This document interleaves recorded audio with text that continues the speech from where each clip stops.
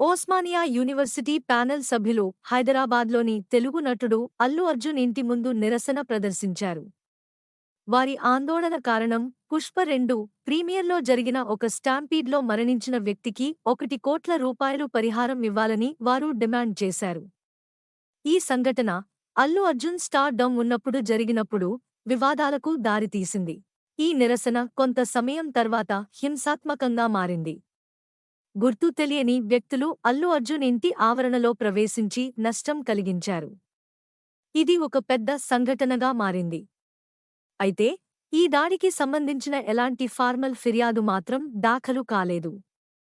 ఈ దాడికి ముందు అల్లు అర్జున్ సోషల్ మీడియాలో ఒక పోస్టు పెట్టి ప్రజలను దుష్ప్రచారం నుండి తప్పించుకోవాలని కోరారు. హైదరాబాదులోని సంధ్య థియేటర్లో జరిగిన స్టాంపీడ్ గురించి ఆయన తీవ్ర విచారం వ్యక్తం చేశారు. ఎవరినీ తప్పు పట్టడం లేదని, తనను దుష్ప్రచారం చేయడానికి కొంతమంది ప్రయత్నాలు చేస్తున్నారని అల్లు అర్జున్ చెప్పారు. ప్రెస్ కాన్ఫరెన్స్లో వివరణ అల్లు అర్జున్ ఒక ప్రెస్ కాన్ఫరెన్స్లో ఈ విషయంపై వివరణ ఇచ్చారు. ఆయన మాట్లాడుతూ, ఇలాంటి సంఘటన వల్ల బాధపడుతున్న కుటుంబానికి సానుభూతి చెందుతున్నాను. కానీ నేను ఎవరినీ తప్పు పట్టడం లేదు, మరియు ఎలాంటి రోడ్డు షో కూడా జరగలేదు అని స్పష్టంగా చెప్పారు. తెలంగాణ సీఎం రేవంత్ రెడ్డి విమర్శలు ఈ ఘటనపై తెలంగాణ ముఖ్యమంత్రి రేవంత్ రెడ్డి అసెంబ్లీలో విమర్శలు గుప్పించారు. ఆయన మాట్లాడుతూ, అల్లు అర్జున్ ప్రీమియర్ సమయంలో నిర్లక్ష్యంగా వ్యవహరించారని ఆరోపించారు. ఒక కుటుంబం, వారి ఆదాయం నెలకు 30,000 రూపాయలు మాత్రమే. వారు 3,000 రూపాయలు టికెట్ కోసం ఖర్చు చేశారు. అల్లు అర్జున్ స్టార్ కావడం కారణంగా ఆ కుటుంబం ఇంత ఖర్చు చేసింది అని రేవంత్ రెడ్డి అన్నారు. అక్బరుద్దీన్ ఒవైసీ వ్యాఖ్యలు ఈ సంఘటనపై అక్బరుద్దీన్ ఒవైసీ కూడా స్పందించారు.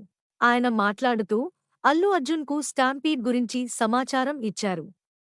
కాని ఆయన థియేటర్ నుంచి బయటకు రాలేదు అని పేర్కొన్నారు. అయినప్పటికీ ఒవైసీ ఈ అంశంలో అల్లు అర్జున్ పేరును తీసుకోలేదు. కాని ఆ సంఘటనపై పెద్ద మొత్తం స్పందన అందించినట్లు చెప్పారు.